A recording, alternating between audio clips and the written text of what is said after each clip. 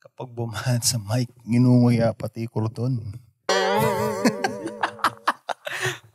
Okay. Isang magandang gabi na naman po sa panibagong episode ng Katarantaduhan Podcast. It's your boy, Kurt, and it's your boy, Erwin. Gar! Ano ba, Gar? Ano pag-usapan natin, Gar? Ano ba? Tumingin ka dyan sa listahan natin. Yawn! Tumingin ka. Parang gusto ko si Borgie. Si Borgie ba? Sige. Mason ba kayo? Putang ina mo! Mason ako, gago! Awagin mo lahat! Putang ina mo, barkada ako si Borgie Manotok. Tanong mo! Anyway, maganda to kasi uso to sa Pinas napansin ko Oh. I mean, yung majority sa atin sa Pilipinas, alam niyo yung mga taong dititulo? Dititulo. Ano ba yung taong dititulo? Yung mga, alam mo yung dititulo, meaning yung mga, may mga designation, mga kumbaga, Boss. doktor, Si Doc. abogado, Abogado. engineero, or engineer. Oh. Tapos, yung mga ganyan. At saka, isa pa sa mga, ayaw ko to na-bring up kasi na-bring up ko to sa random thoughts. Tapos, ang daming nag-comment. Tapos, sabi ko kasi, ito yung pinagsimulan yan. Sabi ko, bakit ka ako sa Canada, hindi uso yung ma'am sir? Napansin mo ba yun? Na yung mga tao dito, ang tawagan is by first name lang. Yun sa kasi yung napag-usapan natin dati na yung colonial mentality. Yeah. Na kasi nga, sinakop nga tayo ng mga dayuhan. Kaya mga moms, mga ganun. Kasi dito sa Canada, sa mga hindi po nakakaalam na sa Pilipinas, is laging parang sa kanila, ayaw nilang tinatawag ng ma'am or sir kasi para sa kanila, gusto nila yung fairness and equality. Sa school Oo, kahit kasi sa school, di ba, sir? Tawag natin ma'am. Pero sa school Pinas, si Mr. Smith. Mga ganun. Oo, dito, Mr. Smith. Si Miss ganyan, no? And hindi ko naman sinasabing walang mali dun sa sinabi ko, na ganun. Pero marami din ako natutunan sa comments. O baka sabihin na, kasi mga bastos kayong dalawa. Wala, hindi kayo polite. Sinasabi nila na sa Philippines daw kasi, form of form of respect. Which is totoo yun. Totoo yun. And totoo naman, kasi nga, sa school naman. Sige, Sir Erwin. Oo, di ba? Sir Kurt, di ba? Tapos, natatawa ko yung rebuttal nga nung iba sabi nga, yung tambay nga ang tawag, boss di ba? Boss, shot mo na, boss. Di ba? Kapag ka, magtatanong ka daw magtatanong ka ng direksyon, ang tatawagin mo, boss. Pagka hindi ka nagsabi ng boss, mawawala ka. Okay lang, boss, saan ba yung papunta dito? Totoo naman. Nakita mo ba, teka lang, speaking of tambay, nakita mo ba yung mga Ghost Fighter meme? Mga construction? yung Cobra? Benta talaga pagka yung mga ganyan Anyway, yun nga. Pero kasi sabi ko, ang idea ko kasi, siguro hindi ko na-come across yung gusto kong sabihin is na, kasi sa atin, sa Pilipinas, yung iba, ang ginagawa nila, gusto nilang tawagin mo kong ma'am. Gusto mo tawagin mo kong sir para iparamdam sa iba na mas mababa ka sa akin. Gusto nila na parang, alam mo yung parang gusto nilang magmukha silang mataas. You know what I mean? Manager ka, Oo. Kasi maraming mix yung comments kasi merong iba dun na sinabi nila na nag-work sila sa Pilipinas sila nag-work pero may tinatawag na BPO companies, hindi ko alam pero ibig sabihin nag-work sila for like US companies. And majority nung kausap nila sa phone, ayaw nilang tinatawag silang sir or ma'am. Baka kasi yung sabi, it's a ma'am. Hindi siya tinawag na sir. Iba yun. Iba yun. Speaking of supporter kami ng Pride Month. Okay. So ngayon, anong take mo doon, Gar? Kapag yung dito sa Canada na hindi tayo nagtatawagan ng ma'am or sir versus sa Pilipinas na dapat may ma'am and sir. Para kasi sa akin dito yung kung sino mas mataas sa'yo, parang co-worker mo sila. Hindi mo sila boss. Yeah. Kasi yung parang yung mentality sa Pilipinas, pag mas mataas sa'yo yung isang tao, parang feeling mo. Auto-respect. Kumbaga kunyari, like sa hospital, yung mga doktor sa Pinas, parang... Dok, ang tawag mo sa akin, Dok. No, yung parang alam mo gets mo na parang, kasi dito yung na-experience ko sa hospital, di mo sila bossing. Co-worker mo sila. Yes, colleague. Colleague mo sila. Colleague, hindi kayo, walang higher, walang mas mataas. Walang mas mataas. Like, magkatrabaho kayo. Yeah. Unlike sa Philippines na pag mas mataas sa'yo yung tao, parang, sir, ganyan. Yung baga napapatrouble ka na pag tinawag mo silang, ng by name. by name. Oh, totoo make yun. sense ba yun? Parang ganun yung nakikita ko eh. Yeah, I think, yung sinasabi kasi ni Kurt dito, yun nga yung sinasabi ko from the start na nung sinabi ko na parang fairness and equality. Oo. Kasi sa Pinas, hindi uso yun eh. Oo. Alam natin yun, makikita natin by social status symbol. Oo. By social status pa lang. Actually, parang social status symbol yan, yung kung ano man yun yung titulo mo. Oo.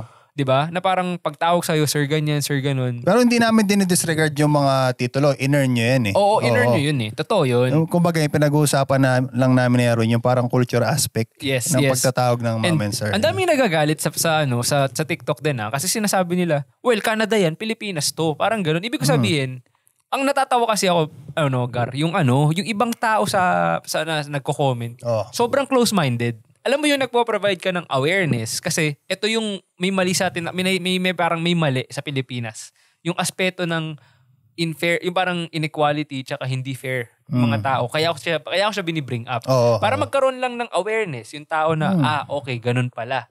Posible naman palang ganun na pwede tayong maging respectful and polite without having to say, sir. Totoo. Kahit sino pa yung kausap mo. Tayo nga dito, di ba, yung Prime Minister, ang tawag, first name lang, si Justin lang, di ba? Yun yung akin. Sa akin, parang sa akin is, ba't kayo nagagalit na nagpo-provide ako ng awareness and sabi mo, Canada yan, Pinas to. Yeah, I know. That's like, totoo naman. Totoo yun. Totoo naman yun. And alam ko magkaiba yung cultural aspect, pero gusto ko lang sabihin sa inyo sinishare lang ni Erwin yung experience niya. Yung gusto ko lang malaman yun na minsan, yung iba kasi sa Pilipinas, tinitake advantage yun. Yung ang adide, pero ngayon siya nag-comment, Gar, nagalit daw sa kanya kasi bumili siya sa sari-sari store, tinawag niyang Manong. Sabi sa kanya, hindi mo ba alam na teacher ako sa school? Sagot niya ba, teacher ba kita? Tama naman. Kasi gusto niya itawag sa kanya, sir daw. Malay niya bang teacher kayo, nagtitinda ka nga sa sari-sari store. Tsaka yung speaking of ganyan sa title, yung sa mga road rage eh. Police ako. Yung isa. Mason ako. Kalaban ka, babaratan na kita. Di ba? Kung alam niyo yung meme na yun, search yun na lang. Tropa ni Babor. Tropa ano ba yung mga mason? Parang... Actually, hindi ko alam parang mga elitista yata yung ganun eh. Pag member ka ng ganun, parang hindi ko alam kung fraternity din. Parang fraternity, di ba? Pero parang din yun eh. Alam ko si Rizal Mason yun eh. Yeah, pero hindi ako masyadong familiar about sa Mason. Hindi kami masyadong sa mga kasi Mason eh. lang kami. Hindi naman namin barkada si Borgie Manotok. Yeah. Kasi sa Pinas, parang form of respect yung yes sir, yung ma'am sir. Which is okay naman. Kasi sa school, ginagawa naman natin yun. Ma'am talaga. Kasi parang tulad nga nung babalikan natin sinabi ni Kurt na colonial mentality, parang pinanggalingan din natin yun sa mga Spaniards before, yung mga praile nun, yung mga pari nun, talagang minamaliit tayo. So parang kailangan natin silang i-address with respect. Diba? Na authority. Yeah. Tsaka tayo mga Pilipino, talagang kultura natin talagang maging magalang. Kasi nung naalala ko nun sa Antipolo, yung mga bata, nagbe-bless pa sa mama ko eh. Di ba? Diba? Parang... Actually, isa yun yung sa mga parang, let's say parang... Pagmamano?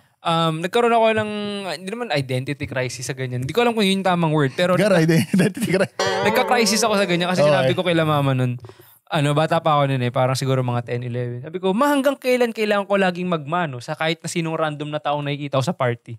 Okay. Kasi, di ba, sasabihin siguro nila... Siguro as a kid, parang nasasaan kasawa ka na. Kasi ako, sanay ako talaga na nagmamano kay mama, sa mga lolo, lola, tito. Pero pag meron yung tropa ng tito, tropa ng lolo, magmano ka dyan. Like, kasi meron ako sa point na hindi ko na to kilala, nagmamano pa din ako. Hanggang kailan ako magmamano? Hindi kasi, ganun tayo pinalaki din eh. Yeah. Di ba? Totoo yun. Hanggang ngayon naman dito sa Canada, pag nakita si tita, mamano tayo. Yeah. Ganun. Hindi, pero kasi yun talaga, at least naman sila tita dito, kilala natin. As opposed to dun sa nakita ko lang siya sa party. Yun yung ibig sabihin, talaga stranger siya eh. Siguro parang kasi nung bata pa tayo, parang ini-instill na sa atin ng mga magulang natin na maging magalang. Para pagtanda natin, ganun din yung... So, babalik din. Magalang na tayo ngayon. Totoo ba? Magalang pero medyo bastos. Yeah. Medyo lang. Medyo lang ha. Tsaka alam nyo, meron ito alam nyo, may isa ako example dito. Yung mga taong nagagalit pag hindi mo sila tinawag ng titulo nila like doctor, engineer, attorney. Yung sinabi ni Kurt, ito I think nagiging issue na lang to kasi parang alam mo yung nagde-demand sila ng respeto sa'yo because of their title. You know what I mean? Na parang respetuhin mo ako kasi doktor ako. Respetuhin mo ako kasi let's say politician ako. Ganun, pangulo ako. Pero at the end of the day, parang or yung at the end of ng question na yun is karespeto ka ba regardless ng title mo? Like karespeto ka ba bilang tao without yung title mo? I think ito sa akin.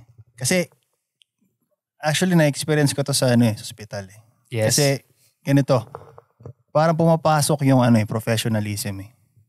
Kasi one time parang sa OR, may parang senior nurse. Yung kinuwento lang sa akin nung kawork ko. Parang tinawag siya sa first name niya. Ano to, Pilipino or ibang lahi? Ibang lahi, puti. Okay. Tapos sabi nung puti na doktor, don't call me by my first name, call me doctor, ganyan. Kasi we're not friends. We're co-workers. Okay. Parang siguro, pero hindi naman inaano na bastos. Parang siguro like gusto lang maging professional ng doktor. Gets mo ba? Yeah. Like sa title niya. Yeah. Pero parang, ang pangit naman pakinggan na yun, parang pag nakita nurse ganyan. Yeah. Engineer ganyan. Parang, exactly. Diba? Yeah, kahit ako parang sa akin naman kasi, I get it. Like, marami rin nagsabi sa akin na nag-point out na sinabi mo na, we respect and ina-acknowledge namin na in-earn nyo yun. Yeah. Pero hanggang kailan? Like, let's say, kumakain ka lang like, let's say, randomly. Let's say, randomly, nag-work ako sa fast food. Tapos, tinawag kita. And then, crew member. Diba? Tapos, nagalit ka kasi hindi kita tinawag ng doktor. Malay ko bang doktor ka? Tapos magagalit ka sa akin na, di mo ba alam na doktor ako? So, dun po sa akin, dun pumapasok sa akin yung ina-assume mo. You know what I mean? But kailangan ma-bring up lagi yung titulo mo when it comes to, let's say, as simple as yung parang ganun lang. Pero kasi, sa tingin ko din sa taas din ang pinag-aralan yan eh. Yeah. Kasi yung parang, yung may lawyer kami tinatag namin, like, hindi naman sa first name, di ba? Si attorney. Attorney. Kasi I feel like, si Doc. Kasi I feel like, alam mo bakit din? I feel like kasi nakasanayan natin yun bilang mga Pilipino. Sa bagay. May isang nag-comment nga, ang ganda nung sinabi niya na, tayong mga Pilipino, parang na-train or nasanay tayong auto-respect kapag ang isang tao is may titulo, politiko, or even kahit fanatic ka ng mga artista auto-respect. And sa akin, nung nabasa ko yun, nag-isip ako, meron akong parang na-realize na parang, parang, I think, there's nothing wrong with auto-respect sa mga taong merong katungkulan na, kasi unang-una sa lahat, nilook up mo siya as a role model, na parang, si ganito, mataas yung katungkulan, may inaral, mataas yung achievement. And there's nothing wrong with that, kasi ginagawa mo silang parang inspirasyon na parang, someday, gusto ko maging ganyan. Someday, gusto ko maging ganun. I feel like, nagiging issue na lang yung auto-respect kapag nag-demand na sila ng respeto from us just because meron silang titulo. Ito yung take ko dyan. Teka lang. Yeah. Ito kasi, sorry, take ko lang. Hindi, kasi ito kasi as a, kunyari, doctor, as a lawyer, may hinhold ka na title. Oo. Like, pag may hinhold ka na title, dapat i-present mo yung sarili mo na respectable. Yeah. Like, parang yung respeto kasi, hindi naman sinasabi yan in-earn yan Yeah. Parang kunyari doktor ka, act like a doctor. Yeah. Act like a lawyer. Like, kumbaga yung sa mga iba, yung mga nag-road rage Yun nga yung sinasabi ko sa Gar. Na parang let's just say, parang yun yung sinasabi ko na, avocado ako. Yun nga. Parang yun yung gusto ko sa, ganun, alam mo ako on the same boat ako na parang let's say, professionalism wise, let's say, nasa work tayo, it makes sense. Pero kung nasa daan tayo, isang example ko nga dito is yung, alam yung mga nababalitaan sa news, yung nahuli ng MMDA. For example, Ilagyan lang. Oo. Bukod dun is, pag binaba yung window, hindi mo ba ako kilala? Ganun agad. Parang, you expect me to respect you because attorney ka. Or because kilala ko si ganito. Tsaka palakasan Palakasan. Yun nga Si Chabit nga, tinikita ng ng MMDA, di ba? Di ba? Binayaran niya, di ba? Yun yung sinasabi ko. Ibig ko sabihin, parang yung sinasabi ni Kurt na respect is earned, not given, na parang not just because meron kang title, pwede mo nang gawin kahit na Totoo. Yung parang mga apa ka na ng ibang tao, let's say yung MMDA, ginagawa niya lang yung trabaho niya tapos sisindakin mo.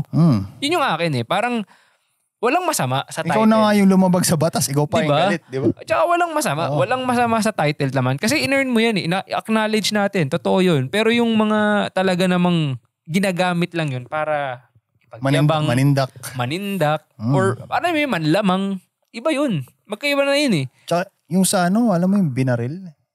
May father sa policeman? Oo, di ba parang napaka-sensitive na topic nito. Pero yung parang example din yun na yung title nalagay mo sa utak mo. Like, nilagay mo sa ulo mo. Police ako, babarilin kita. Like, pinaril niya yun. Oo. Yun nga, grabe yun. Di ko alam kung parang throwback yata ngayon yun Throwback, nakita ko. Kasi malaki na yata yung bata Sa Facebook, yeah. Okay, anyways, wag natin pag-usapan. Pero yun nga yung gusto naming iparating ni Kurt na parang hindi kami nag-get sa mga pulis Hindi namin generalize na lahat ng pulis ganun Yeah. And generally, like, hindi lahat ng may title ganun. Parang, naiintindihan ko yung sentiments ng ibang tao na kung doktor ka, some of them wants to be called doctor, 'di ba? Kasi parang like sabi nga ni Kurt sa trabaho, yung mga ganyan, professional talaga yun. Talagang kailangan mo maging professional. So as a sign of respect. May titulo ka na hinahawakan eh. Yeah, as a sign of respect.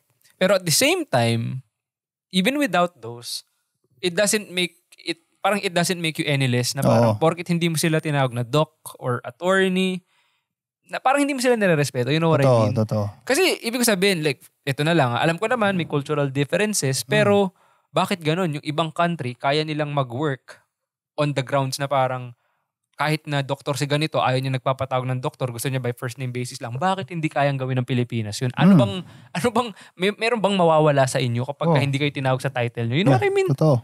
'Di ba? Tsaka yung mga immigrants, yung mga doktor sila sa sa bansa nila. Tapos pagpunta nila dito, parang yung mag-housekeeping lang sila. Perfect example yan. Perfect example yan. Hindi naman nila dinadala yung title nila sa ulo nila. May mga ganyan may ganyan talaga. Yan yung isa sa mga very, very unfortunate na nangyayari dito. Like parang, kasi hindi ko alam kung ngayon sa mga nagbabalak pumunta ng Canada na talagang well-off na sa Pilipinas. Back to zero ka eh. Basically, pag nag-migrate ka eh. Kasi hindi naman kinikilala yung pinag-aralan mo sa ibang bansa. Especially kung mga doktor, abogado kayo. Mga experience ng parents natin. Totoo yan. And may iilan dito na talagang ang hirap nun nilulunok nila yung pride nila. Yung pride nila na ganito kataas yung katungkulan ko sa Pilipinas. Taas ang pinag-aralan mo. Tapos pagdating ko dito, ako parang nobody ako. Diba? Like nobody. Like I'm not saying na pagka naging parang housekeeping ka or cleaner ka, nobody ka. No, I'm not saying that. I'm just saying na nandito ka nang galing tapos bumagsak ka sa dito. Kumbaga pinaghirapan mo to ng dekada eh. 'Di ba? Experience, aral, lahat. Yeah. And bumalik ka dito sa mababang lugar. And masakit tanggapin 'yun. Pero sa totoo lang believe at mataas ang respeto sa mga ganun tao na let's say nagkita lang tayo dito, let's say randomly sa party, kumakain. Hindi mo sa ibang tao mo pa malalaman na doktor 'yan, yung kausap mo, hindi mo lang alam. Hindi man nila pinagmamayabang. Exactly. Hindi nila pinagmamayabang yung title nila na yun. Parang sa akin nga parang mas ganun, mas may respeto ako sa ganun kaysa yung sa putya first time pala natin nagkita, unang ilalatag mo sa akin sa hapagkainan. Alam mo bang engineer ako sa Pilipinas? Di ba? Alam mo bang mason ako sa Pilipinas? Yung kumbaga, yung mga baliw sa kali, dating matalino yan. Di ba? Diba? Ganun, no? Yun yung parang perfect example ko na parang ibig ko sabihin, hindi mo, parang kung out of context. Like yung parang pinagmamaya po, hindi na ako sa Pinas. Biglang gusto mong banatang kagad ng, meron tayong naging jowa sa tropa natin. Na ganyan. Nagtatrabaho kami noon sa Burger King. Tapos, hindi ko alam kung yung... Out of nowhere. Out of nowhere. Bigla sa akin sinabi, alam mo ba doktor yung tatay ko sa Baguio? Baguio? Si Alden. Sabi sa akin. Putang inan to. Wala naman ako. Out of nowhere. Out of nowhere. Hindi naman tinatanong. Hindi kasi siguro parang nagjo-joke nun. Siguro bumanat ako lang napikon siya. Alam mo, ganyan ka lang. Ang tatay ko, doktor sa Baguio. Hindi ko lang masabi. Ba, ikaw ba yung doktor? Hindi nga. Sabi ko, napakayabang nito syempre, bata pa naman noon, bata pa. Sabi ko nga, yabangan heights. Kaya naalala ko nga bigla yun. Nung sinabi ko, putya. Kaya nga maraming ganyan, di ba? May naranasan ka naman ganyan, yung mga Pilipinong dala titulo sa, wala naman. Yung dala-dala. Yung lang nangyari, yung nalalaman ko na lang sa ibang tao, tapos pala yung pinag-aralan nito. Pero yun kasi talagang... Kasi ako lahat ng tinitreat ko with respect. Regardless kung anong trabaho mo sa workplace. Parang normal na tao lang. Kasi yung iba, yung parang snob. Kasi ganyan na. Yeah. Nakapagtapos na ng ganyan. Yung parang hindi na nakipag-usap sa ganyan. Sa mas mababa sa'yo. And speaking of sinabi mo, I think yun yung isang maling trait nating mga Pilipino na pinipili natin yung nire-respeto natin base sa titulo nila. Let's say, kung example lang, yung isang tao, janitor. Hindi mo siya nire-respeto kasi parang janitor siya as opposed to someone na ito parang like let's say politician, senator. Ganyan.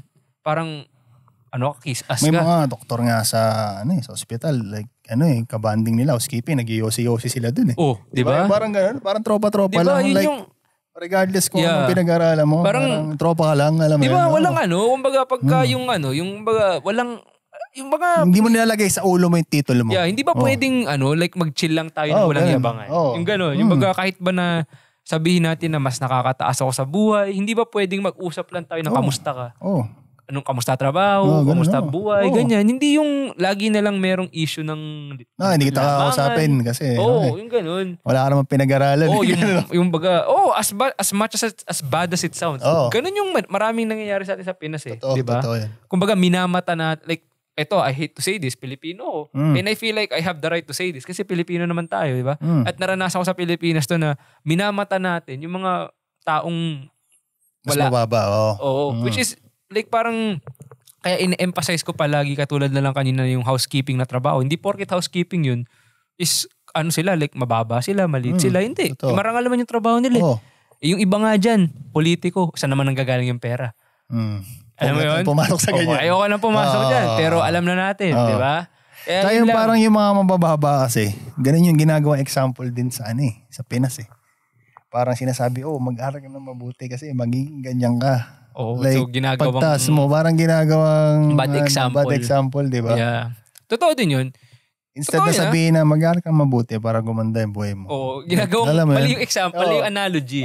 Di ba? Di ba, gets mo? Totoo yun. Ewan ko nga, ba't ang hilig natin ganun? Tayo mga Pilipino, talagang binavalue natin yung Parang random thoughts eh. Random thoughts. Kung hindi nyo alam mga random thoughts, guys, nasa TikTok yan. Pero yun nga, nagtataka ako dyan, bakit sobrang kailangan sa atin kailangan pagka yung magtuturo ka ng something, kailangan parang binavalue natin yung title of something eh. Parang I guess meron siyang culture na yun siguro. Yeah. Part ng kultura natin mga Pilipino yun na syempre mataas yung pinag-aralan mo. Parang, syempre, merit ka naman din magyabang, pero siguro personality-wise na rin yun eh. Parang nasa tao behavior na lang behavior na lang eh. Oo, kung gusto mong... Depende nga. Kumbaga parang yung dating na yun, puta na, laki na sweldo ko, 100 per hour. Ang pangit mo naman. Grabe naman yun. Di ba may mga gano'n na all of us atin, di man tinatanong. May mga iba dyan. Di ba parang, alam ito lang sinasabi ni Kurt, $100 an hour, cheater naman. May mga ganun. Grabe naman yun. May mga ganyan. Ibig ko sabihin, kumbaga alam yung doon na nila nilalabas yung insecurity nila. Totoo. Kasi naisip ko, yung mga ganyan tao na kailangan nila laging yung i-praise mo ko, i-lift mo yung ego ko. Meron silang insecurity, tas yung insecurity nila na yun, nilalabas nila sa ibang tao. Parang gusto nila sa kanila lagi ang spotlight. Yeah. Like para silang may pinagdaanan before na ngayon, kailangan nila yung parang attention seeking sila na parang, alam mo yun? Pabibo, yung ganun. Parang si yung mason ako. Lalagay ko yung video na yun dito. Lagay mo nga para malaman nila yung reference natin. Nagtataka lang ako kasi sabi ko nga, baka parang, honestly, hindi mahirap mag-gain ng respeto at hindi rin mahirap magbigay ng respeto. Totoo. You know what I mean? Parang it's, honestly, sobrang, hindi naman mahirap maging mabait eh. You know what I mean? Totoo. Ikaw ba, anong tingin mo yan when it comes to like giving respect and earning respect? Ay nga, parang ang respeto ay in-earn yan. Tsaka laging always treat people with kindness. Yun. Na-rephrase niya lang. In English lang. Inaikot niya lang. Hindi kasi parang, hindi mo rin kasi alam yung pinagdadaanan ng ibang tao. Meron silang battles na may mga battles na hindi natin alam, di ba? Parang tas babalasubase mo pa. Diba? Exactly. Parang bad trip yung ganun. Yeah, Ikaw ba? Yeah, totoo yun. Ang akin nga lang dyan is parang what goes around comes around. So like sa Justin Timberlake. Justin Timberlake. Parang, kasi yung idea ko dyan is parang, kung gusto kong respetuhin ako ng ibang tao, it only makes sense na ibigay ko siya. Diba? Like parang yung golden rule, diba? Don't do to others what you don't want others to do unto you or something like that, diba? The footprints in the sun. The footprints in the sun. Sorry mo. Hindi ko kalimutan ko. Yun lang, di ba? Parang, hindi naman, tsaka yun nga, parang, I get it, na parang, marami na naman makakarinig nito, nasabihin, tangin na tanong mga to, yung daming alam, nasa Canada kayo, sa Pilipinas kami, magkaiba tayo. Pero just hear us out, you know? Just hear us out. And maybe, just maybe, may mapulot ka. Like, parang yung footprints in the sun. Diba? Off topic. But papansin mo sa Pilipinas, may mga laging kalendaryo ng footprints in the sun. Nakasabit sa pinto.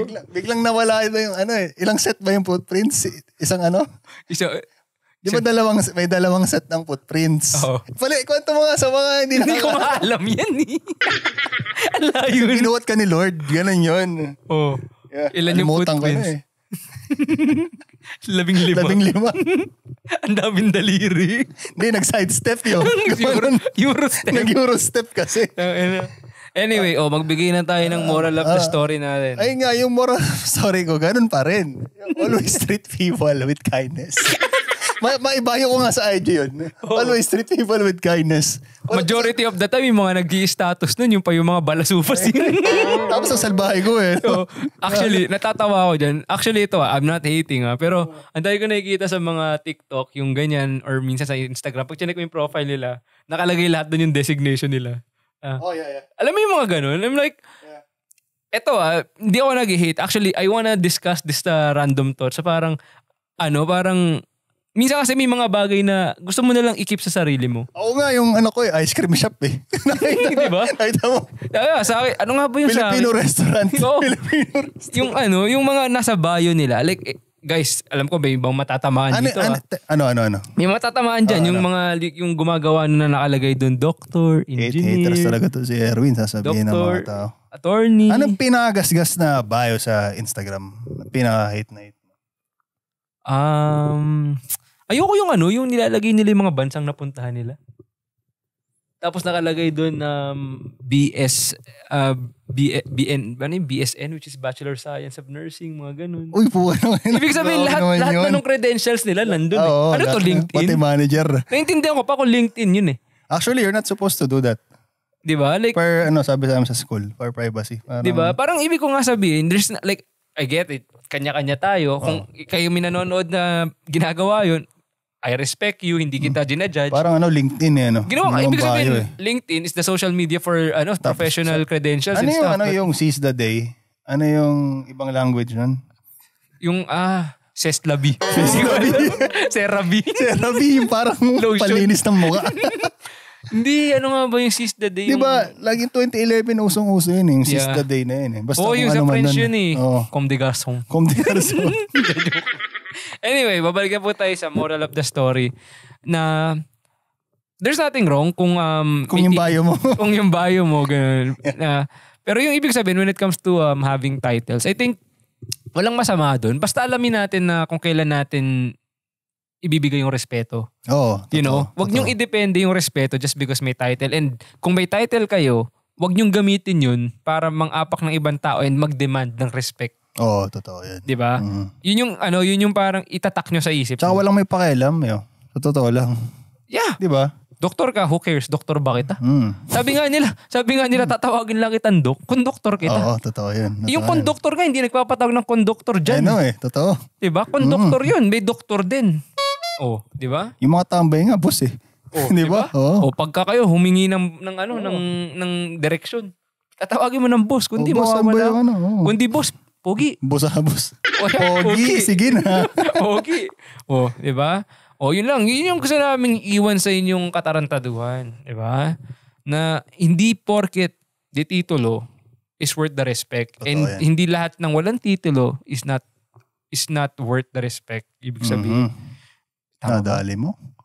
Yeah. Nadali mo? Bogart. Yeah. Kung ano man ibig sabihin nun. So sa madaling sabi, just sabi nga ni Kurt, sa madaling sabi, bahala na kayo dun. Hirap na hirap tayo mag-explain. Sabi ni Kurt, yung ano nga ba yun? Respect everyone and treat everyone with kindness. Always, nakalimutan ko tuloy yung IG bio ko. Yung footprints in the sun. Yung footprints in the sun, i-google nyo na lang. Yeah. Anyways, it's your boy Kurt. And it's your boy Erwin. Peace. Naglag tayo sa dulo